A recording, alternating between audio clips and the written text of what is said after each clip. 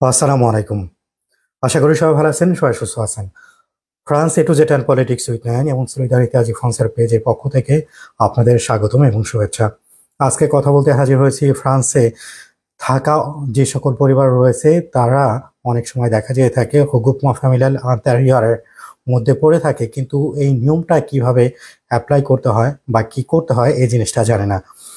তার মানে হলো যে সকল পরিবার অনেক সময় দেখা যেয়ে থাকে যে তারা বিভিন্ন রাস্তা দিয়ে ফ্রান্সে চলে আসে, কারণ বাংলাদেশ থেকে ফ্রান্সে আনাটা অনেকটা কঠিন হয়ে যায়। তার পরবর্তীতেও যে তারা গ্রুপমা ফ্যামিলিয়াল প্লাস এই আবেদনটা করতে পারে, সেই প্রক্রিয়াটা অনেক ক্ষেত্রেই জানা থাকে না দেখেই অনেকেই দেখা যেয়ে থাকে আশ্রয়ের জন্য আবেদন করায়, তা না হলে অনেক প্রক্রিয়ার মাধ্যমে যেয়ে থাকে। তো ফ্রান্সে যে পারিবারিক পুনর্মিলনের যে আবেদন যেটা রয়েছে, সেই আবেদনটা কিভাবে করতে পারবেন সেই জিনিসটা আজকে আপনারা জানতে পারবেন। অবশ্যই লাইভটা শেয়ার করে দেবেন, কারণ এই প্রক্রিয়াটা কিন্তু অনেকেরই উপকারে আসবে এবং অনেকেই জানে না এই প্রক্রিয়ার বিষয়টা নিয়ে।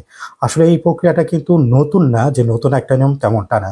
যারা কিনা আমার কাছে আসে তাদেরকে কিন্তু আমি ইতিমধ্যে পরামর্শ দিয়ে থাকি এবং তাদেরকে বলেও থাকি কিভাবে করতে হয়। আজকে আপনাদের সবাইকেই ইনফর্ম করব যাতে করে আপনারাও অন্যদেরকে ইনফর্ম করতে পারেন। অবশ্যই বেশি করে শেয়ার করে দিবেন যাতে করে এই তথ্য সবাই জানতে পারে। তাহলে হগুপমা ফ্যামিলিয়াল যেটা রয়েছে, আপনারা শুধুমাত্র জেনে থাকেন বাংলাদেশে পরিবার থাকলে পরেই তাদের আবেদন করাটা যেয়ে থাকে। কিন্তু যদি কিনা আপনার পরিবার ফ্রান্সে ইতিমধ্যে চলে এসেছে যে কোনো রাস্তা দিয়ে, তখন আপনারা এই প্রক্রিয়াটা করতে পারবেন কিনা, কিভাবে করতে পারবেন সেই জিনিসটাই আপনারা জানতে পারবেন। প্রথমত আপনাদের ভালো করে বুঝতে হবে যে হোগুপমা ফ্যামিলিয়াল প্লাস তার মানে হলো ফ্রান্সে ইতিমধ্যে আপনার পরিবারটা রয়েছে, তার পরবর্তীতেও আপনারা কিভাবে এই প্রক্রিয়াটা আবেদন করবেন, এটার মানেটা কি এটা আপনাদের বুঝতে হবে। এটা হলো ফ্রান্সের একটা ধারা রয়েছে, ধারা নাম্বার 411/6। এটা হলো কোড যেটা রয়েছে বিদেশিদের আশ্রয় আবেদনের ক্ষেত্রে এবং ঢোকার ক্ষেত্রে যে কোডটাকে অ্যাপ্লাই করা হয় সেটার উপরে, সেই নিয়মের উপরে ভিত্তি করে যদি কিনা এক ব্যক্তি ফ্রান্সে বসবাস করে তাহলে তার পরিবারকে আনার জন্য তিনি আবেদন করতে পারে, গ্রুপ ফ্যামিলিয়ারের জন্য আবেদন করতে পারে। এবং সাথে করে দেখা যেয়ে থাকে যে অনেক ক্ষেত্রে তাকে কিন্তু দেখাতে হয় তার ইনকাম কত, তার বাসস্থান রয়েছে কিনা, এই জিনিসগুলো দেখিয়ে থাকে। আবার যেভাবে বললাম কিছু কিছু কারণ রয়েছে, ক্ষেত্র রয়েছে যে সকল ক্ষেত্রের উপরে ভিত্তি করে তার পরিবারটা যে কোনো উপায়েই ফ্রান্সে চলে এসেছে, কিন্তু তারা এসেছে হকুমা ফ্যামিলিয়ার আওতাতে কিন্তু না, অন্য দেশের মাধ্যমে এসেছে বা ট্যুরিস্ট ভিসাতে বা অন্য কোনোভাবে ফ্রান্সে এসেছে। তাহলে ওই ব্যক্তিটা কিভাবে এই হকুমা ফ্যামিলিয়ারের আওতাতে নিয়ে আসবে তাদেরকে? এটার জন্যতে প্রথম কয়েকটা কন্ডিশন রয়েছে, যে কন্ডিশনগুলো আপনাদেরকে দেখতে হবে এটা আপনারা ফুলফিল করছেন কিনা। প্রথম যে কন্ডিশনটা সেটা হলো আপনার যে কিনা ব্যক্তিকে আবেদন করবে সেই ব্যক্তির ফ্রান্সের 1 বছরের মিনিমাম 1 বছরের কার্ড থাকতে হবে, তা না হলে বহু বছরের কার্ড থাকতে হবে, তা না হলে তার যে কার্ডটা নবায়ন করতে দিয়েছে তার সাথে যে রিসিপিসি রয়েছে সেই কাগজটার প্রয়োজন হবে। এবং যার জন্য আবেদন করবে তার স্ত্রী বা তার যে হাজবেন্ডের জন্য, এবং যে সকল বাচ্চার বয়স 18 বছরের নিচে তাদের জন্য যে আবেদন করছে সেই জিনিসটা দেখাতে হবে। সাথে করে যে ব্যক্তি কিনা আবেদন করবে তার 18 মাস ফ্রান্সে নিয়মিতভাবে বসবাস করতে হবে।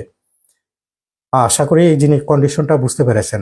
এবং কারা এটার জন্য আবেদন করতে পারবে, যে সকল ব্যক্তিদের যে স্যালারি কার্ডে রয়েছেন বা যে সকল ব্যক্তিরা টেম্পোরারি ওয়ার্কার হিসাবে এখানেতে বসবাস করছেন, তা না হলে যদি কিনা আপনারা স্টুডেন্ট হয়ে থাকেন বা যদি কিনা আপনারা ভিজিটর হয়ে থাকেন, সেই সকল ক্ষেত্রে কিন্তু এটা পড়বে আপনাদের আওতাতে। এবং ইমিগ্রেন্ট যারা রয়েছেন তারাও কিন্তু এটার মধ্যেই পড়ে যাচ্ছেন অবশ্যই। আরও কিছু কন্ডিশন রয়েছে এইটা আওতাতে পড়তে হলে। যে স্ত্রী বা হাজবেন্ড বা বাচ্চাদের জন্য আপনারা আবেদন করবেন তাদেরকে দেখাতে হবে যে তারা ফ্রান্সের যে পাবলিকের জন্য কোনো ধরনের কোনো হুমকির কারণ হয়ে দাঁড়াচ্ছে না বা ফ্রান্সের ন্যাশনাল সিকিউরিটিতে কোনো ধরনের কোনো বাধা পড়ছে না। এবং ফ্রান্সের কিছু রোগ রয়েছে সেই রোগের লিস্টে তারা নেই, সেই জিনিসটাও আপনাদেরকে প্রমাণ করতে হবে। এই প্রক্রিয়াটা আপনারা কোথায় করবেন এবং এই প্রক্রিয়াটার ধাপগুলো কি কি, এবং এই প্রক্রিয়াটা কোন কোন ক্ষেত্রেতে আপনারা প্রথমত করতে পারবেন। এই প্রক্রিয়াটা তখনই করতে পারবেন যদি কিনা দেখা যেয়ে থাকে যে আপনাদের পরিবারের কোনো সদস্য মারাত্মক কোনো রোগ হয়েছে এবং এটার কারণে আপনার পরিবারকে ফ্রান্সে বসবাস করতে হচ্ছে, তাহলে হতে পারে। তা না হলে যদি কিনা আপনারা যে সলিউশনটা আবেদন যে করছেন এটার উপরে ভিত্তি করে আপনার পরিবার এবং আপনার বাচ্চাদেরকে নিরাপদে রাখতে পারছেন, এই জিনিসটা যদি দেখাতে পারেন। তা না হলে যদি কিনা আপনার পরিবার যে ইতিমধ্যে ফ্রান্সে চলে এসেছে তারা যদি দেশে ফিরে যায়, তাদের জীবনের যে হুমকি রয়েছে যদি এমনটা হয়ে থাকে তাহলেও হতে পারে। তা না হলে যদি কিনা দেখানো যায় যে আপনার পরিবার আপনার থেকে সেপারেট হয়ে গেলে পরে ওইটা আপনাদের জন্য বেনিফিটেড না, তাহলে এই প্রক্রিয়ার আওতাতে আপনারা পড়তে পারবেন। এই যে যে চারটা বললাম, এই চারটার ক্ষেত্রে সাধারণত সবাই পড়ে থাকেন যারা কিনা এনেছেন। তো আপনারা এই হোকুপমা ফ্যামিলিয়াল ক্লাস এটার মাধ্যমে আবেদন করতে পারেন। যেভাবে বলছিলাম যে এই আবেদনটার জন্য আপনাদের কি কি করতে হবে, এখন হলো গুরুত্বপূর্ণ পয়েন্টগুলো আপনারা শুনবেন। আপনারা আবেদনটা কোথায় করবেন? আপনাদের আবেদনটা করতে হবে প্রথমত অফিতে যখন আবেদনটা করবেন, সেই আবেদন তাদের হাতে সময় থাকবে 6 মাস, এবং আবেদন যখন করবেন তখন একটা অ্যাটেস্টেশন দিয়ে দেবে, আতেস্তাসিয়ন দো ডেপো দেবে। তার পরবর্তীতে কি করে? তার পরবর্তীতে আপনাদের যে প্রক্রিয়াটা আবেদন করেছেন সেই প্রক্রিয়ার বিষয়টা নিয়ে তারা জানাবে হলো প্রেফের কাছে, প্রেফেকে ইনফর্ম করবে, এবং প্রেফে তখন আপনার আবেদনের ফাইলটা পাঠাবে আপনারা যে ম্যারির আওতাতে বসবাস করেন সেই ম্যারিতে পাঠিয়ে দেবে।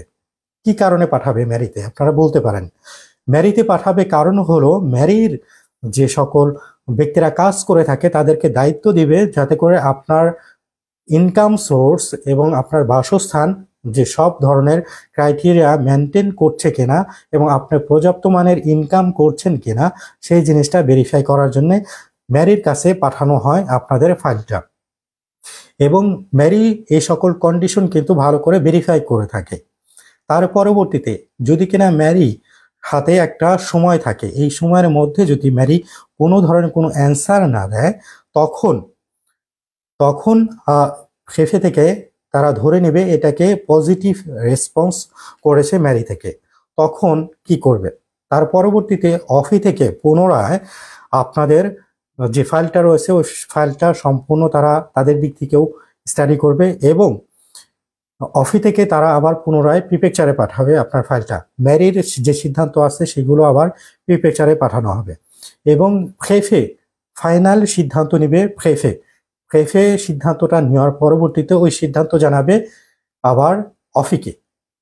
দেখতে পাচ্ছেন অনেকগুলো কিন্তু ধাপ রয়েছে, এই ধাপের মধ্যে দিয়ে এই ম্যারি, তারপরে প্রেফে, তারপরে এই সবগুলো কিন্তু যাবে, এবং ফাইনাল সিদ্ধান্ত যেটা কিনা প্রেফে নিয়েছে সেই সিদ্ধান্তটা আপনাকে জানিয়ে দিবে থেকে আপনাকে সিদ্ধান্ত জানাবে, সাথে করে ম্যারিকেও সিদ্ধান্ত জানিয়ে দেবে, এবং আপনাদের যে কনসুলার রয়েছে, এম্বাসি রয়েছে, সেখানেও যদি প্রয়োজন হয়ে থাকে তাহলে সেখানেতেও তারা জানাবে।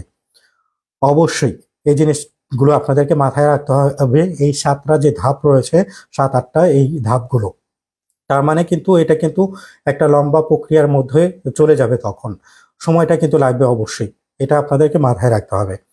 লাইভটা শেয়ার করে দেবেন। এখন আসি যে কি ধরনের রেসপন্স দিতে পারে থেকে। যদি কিনা দেখা যায় আপনাদের থেকে পজিটিভ রেসপন্স দিয়েছে, তাহলে আপনার পরিবারের যে সকল সদস্য রয়েছে সাবালক 18 বছর উপরে, আপনার স্ত্রী প্লাস আপনাদের বাচ্চারা যদি থেকে থাকে, তাহলে তাদেরকে 1 বছরের কার্ড দেওয়া হবে। ফিভে ফ্যামিলিয়ালের যে কার্ডটা রয়েছে সেই কার্ডটা আপনাদেরকে তখন দিয়ে দিবে তারা। সাথে করে যদি কিনা দেখা যেয়ে থাকে নাবালক কোনো বাচ্চা থেকে থাকে আপনাদের, তাহলে তাদেরকে যে ডকুমেন্ট দো সার্কুলেশন যেটা রয়েছে সেই সার্কুলেশনের ডকুমেন্টটা আপনাদেরকে দিয়ে দিবে। এটা হলো পজিটিভ যদি রেজাল্ট আসে সেই ক্ষেত্রে। যদি কিনা নেগেটিভ রেজাল্ট আসে, কোন কোন ক্ষেত্রে নেগেটিভ রেজাল্ট দিতে পারে আপনাদের প্রশ্ন অবশ্যই থাকতে পারে। যে সকল কারণে নেগেটিভ রেজাল্ট দিতে পারে সেটার মধ্যে একটা রয়েছে, যদি কিনা দেখা যায় আপনার হাজব্যান্ড যে কিনা আবেদন করেছে বা আপনার স্ত্রী যদি কিনা পর্যাপ্ত মানের এখানে ইনকাম সোর্স না থেকে থাকে আপনার পরিবারকে চালানোর জন্য, সেই ক্ষেত্রে এবং যদি দেখা যায় থাকে যে তার সিচুয়েশনটা স্টেবল না, তাহলেও এটাকে রিজেক্ট করে দিতে পারে।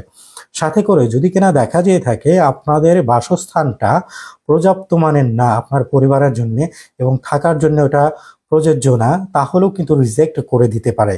সাথে করে যদি কিনা দেখা যেয়ে থাকে যে ব্যক্তি আবেদন করবে সেই ব্যক্তি ফ্রান্সের যে নিয়মগুলো রয়েছে সেই নিয়মগুলো, ফ্রান্সের মূলনীতিগুলো ঠিক মতো মানছে না, তাহলেও কিন্তু রিজেক্ট দিতে পারে। সাথে করে যদি কিনা দেখা যেয়ে থাকে আপনি আপনার বাচ্চাদের প্রতি ঠিকমতো খেয়াল রাখছেন না, তাহলেও কিন্তু রিজেক্ট দিতে পারে। রিজেক্ট দিলে আপনারা কি করতে পারবেন? অবশ্যই প্রত্যেকটা প্রক্রিয়ার ক্ষেত্রে রিজেক্ট দিলে যেটা করা যেয়ে থাকে সেটা হলো আপিল করতে পারবেন। আপনারা আপিল করে এটার আপিলের মাধ্যমে আপনারা সমাধান করতে পারবেন।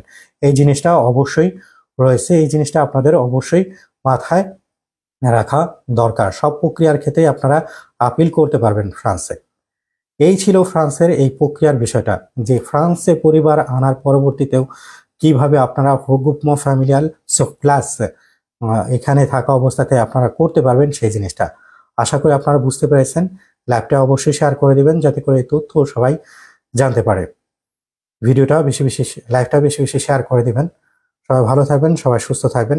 এক ভাই একটা প্রশ্ন করেছিলেন যে 12টা ট্যাক্স কাগজ জমার কি হলো? হ্যাঁ, মেতে অন্তঃংশ যেটা রয়েছে সেই মেতে অন্তঃংশ কিন্তু ইতিমধ্যে আগে থেকে চালু রয়েছে, ঠিক আছে।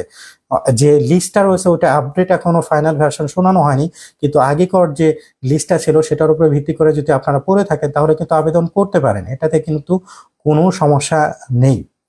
এই জিনিসটা আপনাদের মাথায় রাখতে হবে। আর বেশি দীর্ঘায়ু করবো না আজকের লাইভটা। সবাই ভালো থাকবেন, সবাই সুস্থ থাকবেন।